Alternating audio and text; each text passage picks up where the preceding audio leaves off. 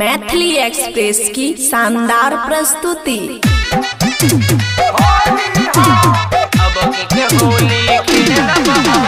DJ राजा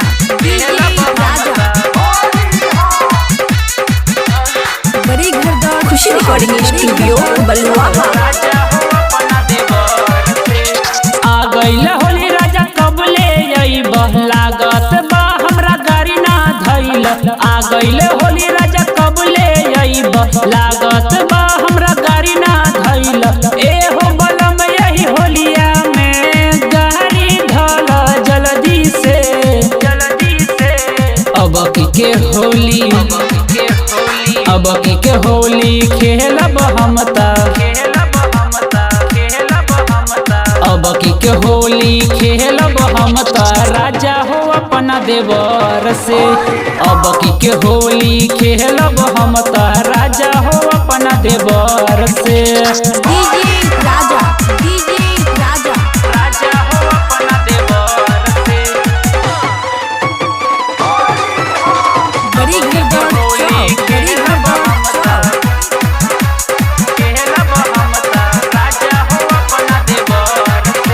रोजे तगारी आवेला राजा हो काहे नया आवेला।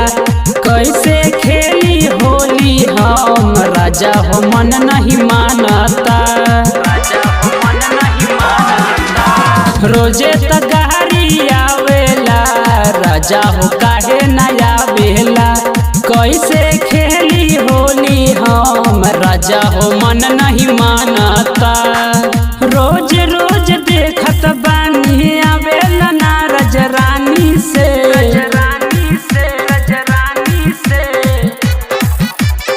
अब के होली खेलब हम अब के होली खेलब हम राजा हो अपना देवर से। अब के होली खेलब हम राजा हो अपना देवर से।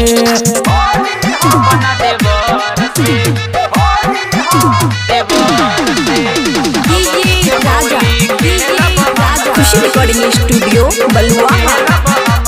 बड़ी घरदार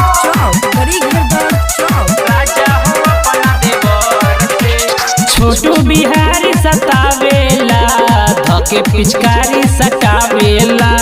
लागत डर रे राजा काला पर नहीं हटावेला।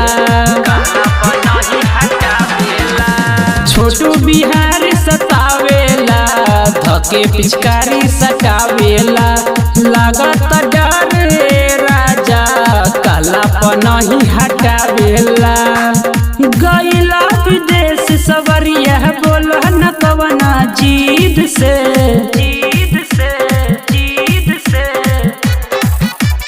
अब के होली खेलब हम अब के होली खेलब हम राजा हो अपना देवर से।